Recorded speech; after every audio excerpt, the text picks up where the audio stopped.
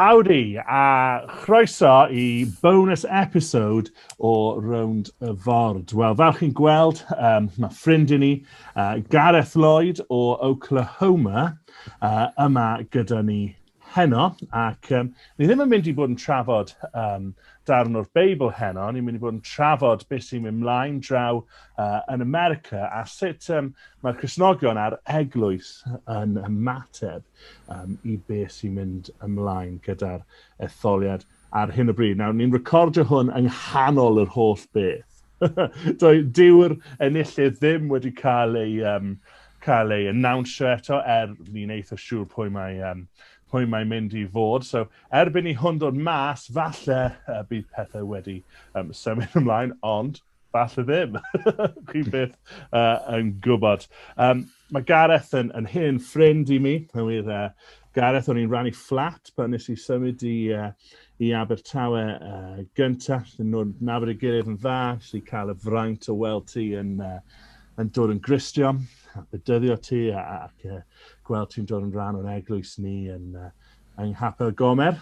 Ac, wel, o'n i gyd yn trist yn gweld ti'n yn mynd, ond heb swnio'n patronising, ni jyst mor browd o cael gweld ti'n tyfu draw fyna yn Oklahoma, yn ymroi yr eglwys fyna, yn gwasanaethu yn yr eglwys, ac yn byw allan dy ffydd. Lle bynnag wyt ti. Mae hwnna'n real prawf o ffydd, nag yw e, bod ti'n cario ymlaen yn dy ffydd lle bynnag wyt ti. Ac mae'n rhaid fi dweud fel un oedd yn weinidog am y tîm, mae hwnna'n annogaeth enfawr i fi. So, Gareth, ti eisiau dweud ti'n fach amdano ti dy hunain, lle ti'n byw, a dy deulu di ac yn y blaen. Rannu chydig o hwnna. Ie, fi'n byw byti 20 munud i ffwrdd o Tulsa yn Oklahoma yn dref o'r enw Cynhyrchydd. Dyma'r dref ble mae fy mraig i, oedd hi wedi symud fan hyn pan oedd hi'n byti 10 mlwydd oed, a mae teulu hi dal byw fan hyn nawr. So ni wedi prynu tŷ yn Cynhyrchydd, a mae dyn ni plentyn 3 mis oed nawr, dyn ni hefyd. Fi'n gweithio yn swyddfa mewn Tulsa, ond oherwydd y Covid a popeth sydd yn digwydd ar y foment, fi'n gweithio o gatra ar y foment, so mae hwnna'n gwych efo'r babi hefyd sydd yn fi'n fan mawr o hwnna. Mae'n ni'n mynd i'r mynychu capel First Baptist yn Cynhyrchydd. Mae Kelsey yn gweithio fanna hefyd. Mae hi yw'r assistant ar gyfer y gweinidog ac yn hefyd yn neud a lot o waith ar y wefan ac yn neud lluniau a neud lot o fideos hefyd. So mae hi sydd yn charge o popeth fanna. Ni wedi bod fan hyn nawr. Es i symud fan hyn bron i 5 mlynedd yn ôl nawr. Ers i ni mynychu o'r capel, ni wedi cael y cyfle i cynhadu. Fi wedi mynd lawr i Mexico, o'n i efo cysylltiad efo gweinidog ifanc oedd yn plannu capel allan fan. So ni wedi mynd i Tasco yn Mexico unwaith am 4 dydd. I helpu allan dy fe, a hefyd es i cael y cyfle i mynd ar trip lan i dinas Kansas, sef dim ond byti 4 neu 5 awr i ffwrdd ni, i helpu efo capel arall oedd wedi cael ei plannu ac helpu efo'r hen adeilad oedd nhw wedi ffroi yn lled nhw, so oedd yn eitha syml o beth oedd rhai o'r grwpiau wedi dod allan o Oklahoma efo Derek yn Gomer yn reiddiol yn gwneud lot o waith adnewyddu'r hen adeilad yma sy'n gwneud nhw'n bach mwy yn suitable i beth maen nhw eisiau. So, nes i cael a couple o cyfleoedd hwnna. Oedd yn wych i fi yn personol achos holl cynhadleth o grwpiau oedd wedi dod draw o Oklahoma i helpu ni yn Gomer fod yr ochr yna a wedyn dod ar yr ochr arall wedyn o actually mynd ar y teithio yma. Oedd yn eitha special i gweld y ddwy ochr o hwnna. Great. Ti'n meddwl beth, yn meddwl nawr, dylsyn ni wedi enwi capel ni yn First Baptist. Pan eithon ni... Fydde ddim wedi bod yn wir, ond mae'n sôn yn dda. A fi'n credu, o'n i gweithio mas yn gynharach, mae yna rhyw 2 fis o overlap rhwng Gareth ac Alun. Nath llun dod lan ar Facebook dwy wythnos yma gyda'r ddau ohonoch chi yno fe. Cyn i ti ddod yn Christian Alun? Ie, wel, dwi'n meddwl fi newydd cofio nawr, o'n i'n meddwl bod Gareth yn visitor o Oklahoma. Right, okay. Dyna o'n i'n meddwl oedd yn digwydd yn y Davies na, a wedyn, pan nath o fynd, o'n i'n fel, he's gone back. So dyna o'n i'n meddwl oedd yn digwydd. Probably meddwl bod ei Gymraeg yn dda iawn. Ie. A mae yna un peth arall mae rhaid i ni weid i'r gwrandawyr cyson. Mae yna ffaith arall mae rhaid i chi wybod. Oedd Gareth wedi treulio amser yn yr ysgol yn yr un dosbarth a Clem. So, ti'n hwnna.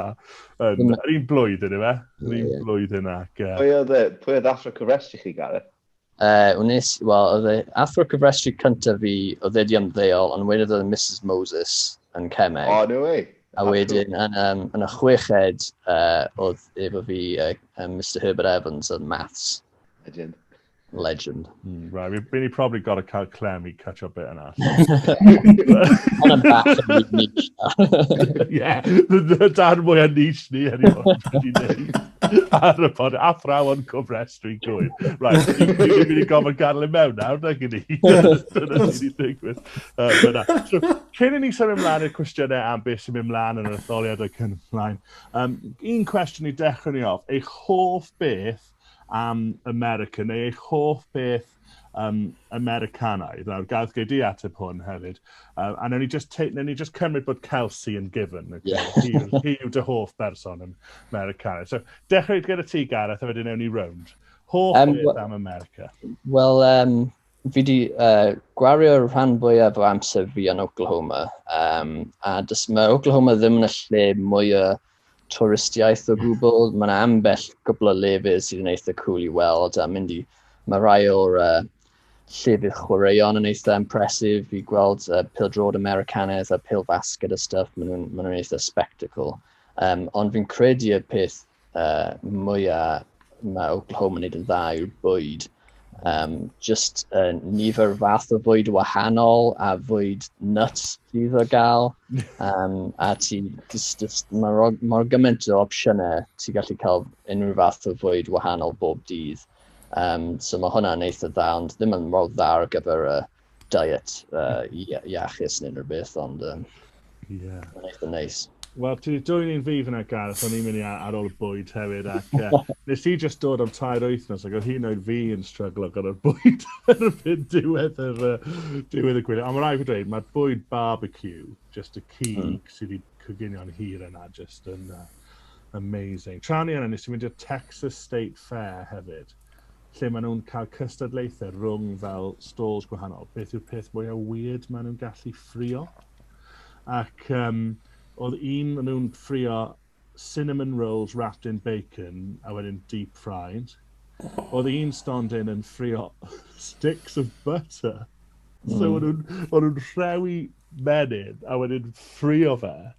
Ac oedd un stondin yna, wel 2 arall, un yn ffrio frozen pop a un yn ffrio deep fried bubblegum. So, yeah, dwi ddim yn dweud hwnna dwi'n peth gorau yn America, ond mae hwnna'n eitha amazing, ond mae'r cig... Is i'r Oklahoma State Fair, mae un lawr yn dinas Oklahoma, mae un lan fan hyn yn Tulsa hefyd, ond y tro cyntaf Chris Jones, ein ffrind ni, di cymryd i'r un lawr yn dinas Oklahoma, a oedd dan nhw bacon oedd di cael ei, oedd yn chocolate covered bacon, so oedd yn just yn bacon efo chocolate drosto fe. Wow. Oedd y syniad fi'n credu yn mwy hyll na'r actual blas, os oedd yn teimlo fel chocolate oedd yn bach yn galed ar un pwynt. Ond actually, ti'n Gigi's, ti ddim yn y cyfarwydd ar Gigi's, Gareth, fe ti'n agor lle gelato yn Penclawdd, gawer gelato, a mae gyda nhw blas hufen ia bacwn, a mae'n insane. Mae'n amazing, fel mae'n berffaith. Bydde ti ddim yn credu pan oedd. Anyway, dydyn ni ddim yn mai sôn am pethau. Come on. Mae Joe's yn berffaith, sorry, dwi ddim yn agos I Joe, sorry. Ond mae'n ail. Ac, anyway, gen i podcast arall am eich hoff beth o Penclawdd. Aron, hoff beth am America? Wel, yn debyg iawn falle i chi mewn ffordd, ond falle fwy eang yw amrywiaeth. Cofio pan nes i America, just amrywiaeth o pethau, a hefyd fel free refills, just yn bob man.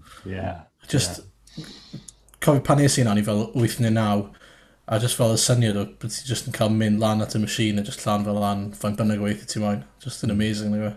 Ie, mae yn, ti'n iawn, o'n i'n hoffi am hwnna. Yeah. A diolch beth bod e'n dod yn fwy cyffredin. Yn union, gwir. Aron, fy hoff beth am America?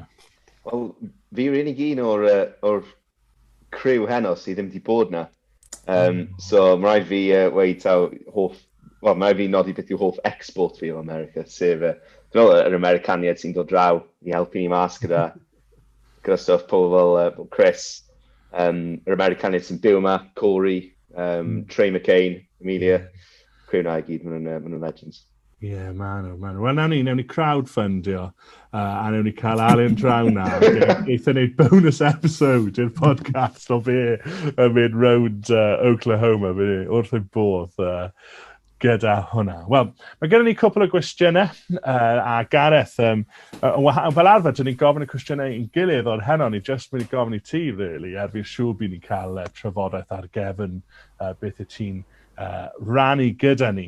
Ond y cwestiwn gyntaf am beth sy'n mynd mlaen yr Etholiad, beth sy'n bod yn mynd mlaen, really, dros y misoedd diwetha. Pan o'n ni yn Oklahoma, oedd Etholiad ymlaen pryd ni, Romney yn erbyn Obama. Dyna oedd fi'n credu o'n ni'n hedfan adre ar y diwrnod yr Etholiad. A fi'n cofio pryd ni, lot o'r Cristnogion yn dweud wrtho fi, o'n nhw ddim yn siŵr os o'n nhw'n gallu pleidleisio dros Romney. A'r pryder nhw oedd bod e'n mormon, neu fe, ac o'n nhw'n rhi stryglo gyda hwnna. Wrth gwrs, o'n nhw ddim yn gwybod beth oedd yn dod nesaf oedden nhw i gyfharu ar dilemma yna. So, mae Oklahoma obviously yn draddodiadol, ddim yn dweud bod pawb yn pleidleisio i'r Republicans, ond yn draddodiadol mae yn mynd i'r blaid yna wrth gwrs. Wyt ti wedi gweld tensiwn falle gyda'r Cristnogion yn Oklahoma? Ydyn nhw wedi stryglo gyda Trump fel personoliaeth, fel un lle dwi ymddygiad ddim wastad yn gyson falle gyda'i gwerthoedd a'i daliadau a'i polisiau hefyd. Oes yna wedi bod tensiynau ymhlith Cristnogion ardal? Ie, mae fe'n adeg diddorol oherwydd, fel y ti'n dweud, mae Oklahoma fel talaeth di bod yn cefnogwyr cryf o'r Parti Republican ers spel nawr. So mae lot o bobl sydd yn Cristnogion wedi cael ei dod lan mewn tai sydd just yn cefnogi a just yn pleidleisio. Ac maen nhw'n cytuno'n llwyr efo parti a sefyllfa mae parti mewn.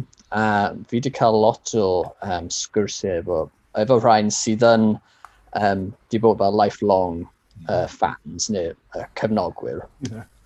A mae yna'r pwynt yna bod mae fe'n teip o cymeriad, pan os ti'n hoffi fe, ti'n really yn hoffi fe. Ond os ti ddim yn hoffi fe, mae fe ddim really, mae one way or the other type of deal. Yeah. Mae fe'n anodd i roi Cristnogion fan hyn oherwydd maen nhw ddim yn fans o fe, ond maen nhw'n dal yn cefnogi'r parti a beth mae'r parti yn sefyll am. Ac mae da nhw y problem wedyn yw os maen nhw'n trial edrych fel y sefyllfa o pleidleisio y parti yn lle y ddyn yw sut maen nhw'n fel meddwl amdano fe, sy'n weithiau anodd i ni fel Hymru neu ni o wlad arall. Ni'n gweld y ffigur yma yw person bod nhw'n pleidleisio am. Ond yn meddwl nhw, maen nhw'n pleidleisio ar gyfer y parti ac yn gobeithio wedyn bod pobl uwchlan yn y parti yn cadw fe mewn trefn rhyw amod neu beidio. Ond fi ddim yn 100% siŵr os maen nhw wedi wneud hynna dros y term mae wedi bod yn y president mor belled, ond pwy yw'r. Ond hwnna, mae lot o nhw, hwnna yw'r meddwl nhw, bod nhw'n cefnogi y parti a ddim y ddyn sydd yn pretty much a main figure apart really. A wedyn mae yna rai Cristnogion eraill fi di siarad a maen nhw mwy ar y ffin rhwngtho pa parti i pleidleisio drosodd. A wedyn mae fe'n just dod lawr i materion beth yw'r polisiau a beth mae'r dau cymeriad sydd lan yn sefyll amdano. A wedyn efo nhw, fi di siarad y bobl sydd falle di pleidleisio dros y Trump, dim really oherwydd maen nhw'n hollol cytuno gyda fe, a maen nhw'n really yn neud e mwy reluctant really i wneud y pleidles. Dim ond oherwydd bod maen nhw ddim yn cytuno efo beth mae democratiaeth yn sefyll amdano. Yr un sydd yn mawr fan hyn yw abortions. Beth yw'n Cymraeg? Etholiad. Yeah.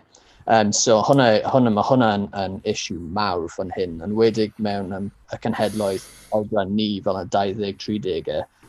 So mae hwnna'n big kind of no-no i nhw. A hefyd mae'n bod yn esiample fel pan ni'n gweld efo reolau sydd yn dod mewn efo'r virus, efo Covid.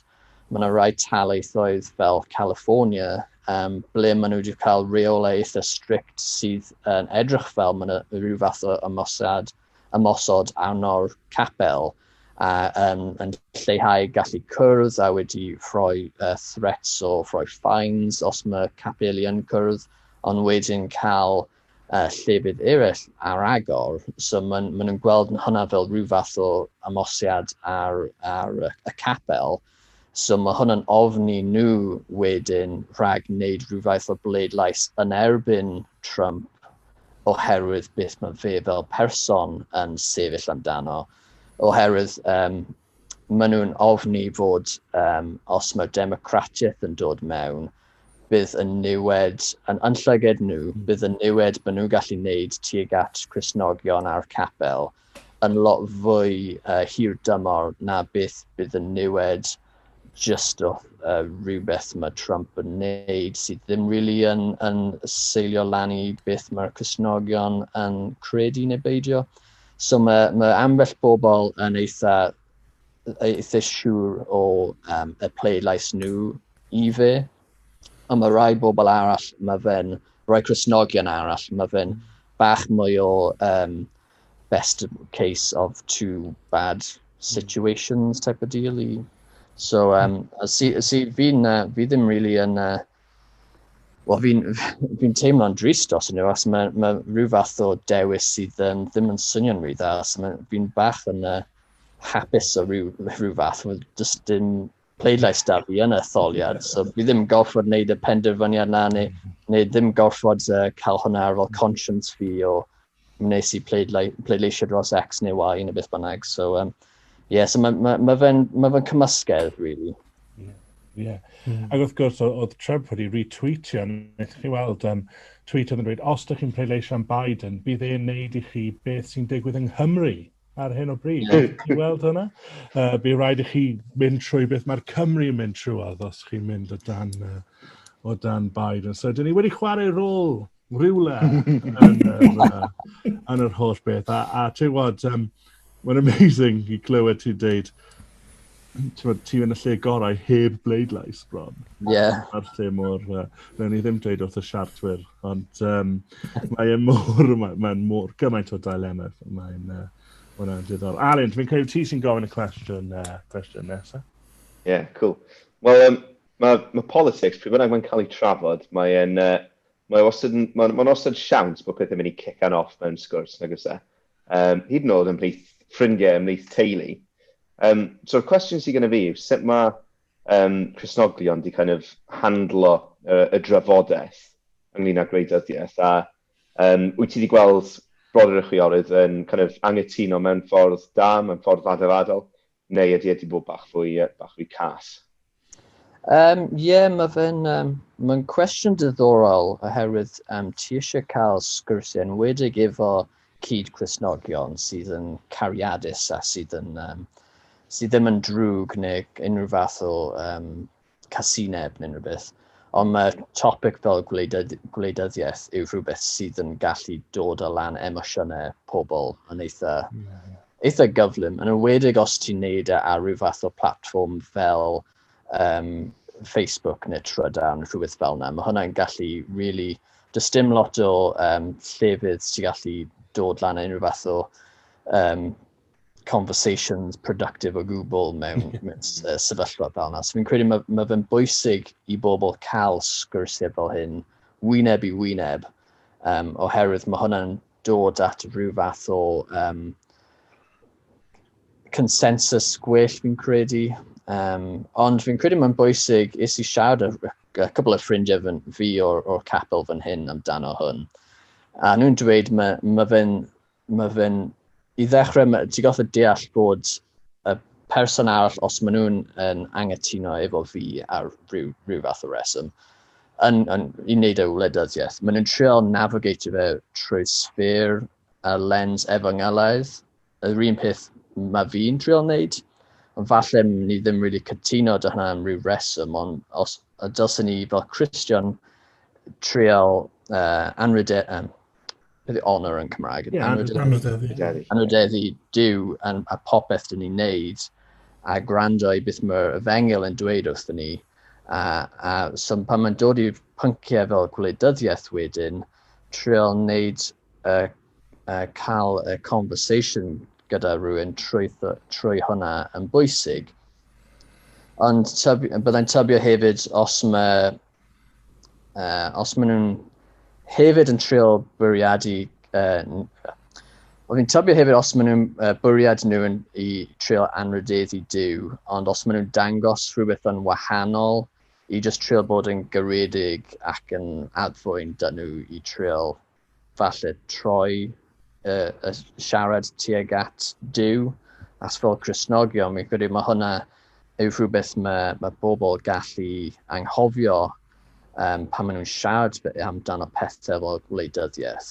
Maen nhw'n cymryd eu hun fel mae'r parti neu mae'r rhan o gwleidyddiaeth maen nhw'n cytuno gyda yn mwy pwysig a maen nhw'n siarad efo mwy o fraint amdano hwnna na maen nhw yn amdano'r efengil.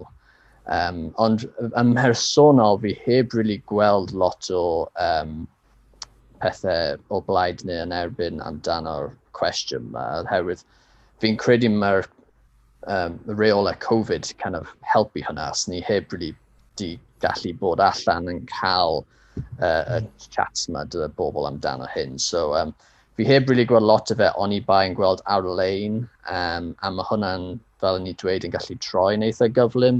So fi'n fel kind of apprehensive i gallu dweud bod profiad fi yn dda i gymharu gyda profiad arall o bobl, ond trial siarad efo ffrindiau sydd falle di siarad efo cymudio fel pobl o gwmpas nhw, y teulu nhw a stuff fel yna, gweld beth maen nhw'n dweud.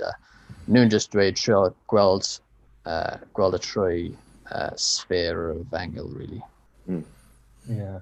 Actually, oedd Alun yn arwain ni neithiwr mewn ystod. Lle oedd beth oedd y darlleniad eto, Alun, neithiwr? Llythyr cyntaf Pedr, Pennod 2, adnodau 13. Ie, 13. 17. Ie, na ti, dyna oedd e. Sorry, do hwnna ddim yn quiz, Alun. Ti'n dweud, a ti'n cofio, mae gorffen egwyl gyda, ti'n gorfod ofni Duw a parchu Cesar. A fi'n credu mae'r trefn yna jyst mor bwysig pan i siarad am hyn. Ti'n ofni Duw, as in y parchedig ofn, a ti'n parchu Cesar, mae trefn iddo fe does. A caru'r brodyr a'r chwiorydd tra'n gwneud hynny hefyd. Ie, fi'n credu mae hwnna siarad yn union mewn i beth mae Gareth wedi bod yn dweud. Aron, cwestiwn o Gaerfyrddin, os gwelwch yn Chryso. Ie, so... ti di siarad chi bach am sut mae fel Cristnogion wedi ymateb yn unigol, ond beth am sort of eglwysi, falle eglwysi neu eglwysi eraill, sut maen nhw wedi ymateb i'r etholiad a ydy wedi effeithio i dysgeidiaeth nhw, a ydyn nhw'n gallu dysgu am y peth neu ydyn nhw'n ysgoia? Ie, mae hwnna'n diddorol herwydd sefyllfa mae'r eglwysi mewn, maen nhw'n methu siarad amdano gwleidyddiaeth. Maen nhw'n methu annog pobl i pleidleisio dros y rhywun, neu methu wneud unrhyw fath o pwysau i trial cael pobl i pleidleisio rhyw ffordd neu beidio, oherwydd mae reolau ar gyfer trethu. Mae eglwysi maen nhw'n cynnig fel charity fan hyn, so maen nhw ddim yn talu trethu, ond un o'r reolau sydd mewn yw os maen nhw'n dechrau siarad amdano pethau fel gwleidyddiaeth, mae hwnna'n meddwl bod nhw'n actually ddim yn eglwys, so bod nhw'n gorfod talu'r trethu yma wedyn. So mae eglwysi ar y benodol yn osgoi y pwnc hwn oherwydd y ffaith bod nhw'n potentially gallu glanio yn eitha lot o drwbl yn ariannol ac efo'r gyfraith.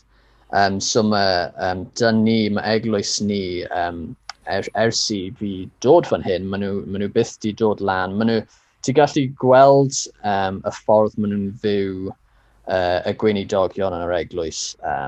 Beth maen nhw'n fel slant nhw falle, ond just y ffordd maen nhw'n fyw, bod ti'n gallu geso pwy bydd nhw yn pleidleisio am, ond dyn nhw byth di dweud yn y pulpud i ni beth i pleidleisio am. Ond beth maen nhw wedi wneud ers i fi symud fan hyn, maen nhw wedi bod yn annog pobl i gweddio dros arweinwyr, dim ond just yr arweinwyr yn y gwlad, ond hefyd arweinwyr lleol yn y Talaith yn Oklahoma, ac even lleol mwy yn Tulsa yn yr ardal fan hyn, a hefyd o gwmpas y byd. So mae hwnna'n rhywbeth maen nhw wedi bod yn dysgu sydd yn dilyn i beth mae'r Beibl yn dweud wrthyn ni i gweddio dros y bobl yna, hyd yn oed os dyn ni ddim yn cytuno dyn nhw yn llwyr, ond dal i weddio dros dyn nhw a dros y penderfyniadau maen nhw'n gorfod wneud. So fi'n credu mae hwnna rhywbeth maen nhw wir yn wedi pwysleisio dros ni fel yr eglwys yw i weddio, a ni'n gwybod y pwer mae gweddi yn wneud. So mae hwnna really yw y peth mawr amdano beth maen nhw wedi bod yn dysgu i ni. Ie. A fi'n credu, sorry, just to mynd nôl i 142 eto, 13-17. O'n i'n dweud, mae Pedr yn dweud parcha Cesar, parcha'r ymerawdwr, a o'n i'n cofio, mae'r ymerawdwr yn literally yn lladd ffrindiau Pedr pan mae'n ysgrifennu hwnna. So fi'n credu, fel o ti'n dweud, Gareth, ni'n gallu gweddio, ni'n gallu parchu hyd yn oed, a ni'n gallu gwbl angytuno gyda nhw. A fi'n credu mae hwnna'n rhywbeth mae rhaid i ni dysgu fel Cristnogion. Ond y thing heddi, Good Morning Britain, chi erioed i gwylio hwnna, gyda Piers Morgan. Dwi erioed wedi gwylio fe. Fi jyst wedi gweld tweet heddi. Ond wedi cael Justin Welby. Efe Justin Welby yw enw Archbishop yfe? Caergaint. Ac oedd e'n dweud, I pray for Boris every day. A pobl yn mynd yn nuts gyda fe fel, how, he's obviously a massive Tory man, obviously, yn lyfio Boris ac yn y blaen. Pobl yn mynd yn nuts gyda fe, ond oedd e'n pwynt mas fel, it doesn't mean I agree. Dwi ddim yn meddwl bod e'n cytuno neu yn cefnogi hyd yn oed. A mae rhaid ni dysgu y gwahaniaeth does, so ni'n gallu gweddio heb fi, mae'n pwynt rili da. So, i orffen, Gareth, lle ydyn ni ar ran sefyllfa'r etholiad ar hyn o bryd, a mwy pwysig falle, sut allan ni yng Nghymru sydd yn gwylio, a ni yn gwylio, fi'n wyndro am weithio os bod pobl yn gwylio hwn gyda mwy o ddiddordeb na gyda ni gyda'n etholiadau'n hunain. Ond ni yn gwylio, ond ni ddim moyn just gwylio, ni moyn gweddio. So, beth yw'r sefyllfa, a sut allan ni gweddio mewn i hwnna? Ie, mae fe'n diddorol, o'n i heb sylweddoli hyn cyn nes i symud fan hyn, ond mae pob talaith efo reolau wahanol y sut maen nhw'n cyfri'r pleidleisiau. Felly mae rai talaethau fel oedd Oklahoma, o'n nhw wedi cyfri popeth, fi'n credu yr un noson oedd yr etholiad arno. Ond mae yna dal aml talaith sydd dal yn aros am pleidleisiau dod fewn trwy'r bost. A mae yna ambell talaith hefyd sydd mae niferoedd mor agos. Mae yna potensial bod nhw'n goffod ailgyfru y pleidleisiau lan. So ar y foment mae fe'n agos bod edrychol Biden yn ennill ar y foment, a mae'n eisiau cael y 270 o'r electoral college votes, fi'n credu, o'n sedd un o bynnag yw e. So mae fe'n agosau at y gôl hynna, ond mae yna lot o siarad bod bydd Trump yn potentially cael y lawyers yn dod mewn a dynyddio'r gyfraith falle i triol parhau y amser etholiad yma, neu triol just cael taleithoedd i ail gyfri, as maen nhw'n gobeithio falle bydd hwnna'n swing efo popeth i ffordd fe, ond fi ddim yn siŵr amdano hwnna, ond ar y foment mae'n edrych bach yn messy sefyllfa just i gweld pwy bydd yn actually yn ennill, a os bydd nhw'n gallu fel gorffen yr adeg yma o'r etholiad. So pwy o'r pa mor hir bydd hwnna'n cymryd. Byddai'n dweud prif bethau i weddio dros fi'n credu i'r undod y wlad, really, os fi'n credu mae'r adeg yma wedig dros y 4 flynedd diwetha, mae'n wedi bod split mawr rhwngtho pobl sydd yn cefnogi y ddau parti wleidyddiaeth fan hyn, ac mae'r split yn edrych fel bod yn dod yn fwy a fwy bob amser, ac mae hwnna'n drist i weld, really. So fi'n credu mae hwnna'n bwysig bod ni'n gallu troi cornel a gallu gweld y wlad yn uno at ei gilydd eto, ac mae hwnna'n bwysig i ni fel Gristnogion. Oh, sorry, mae laptop fi nawr just neud sŵn. Sorry. No, yeah.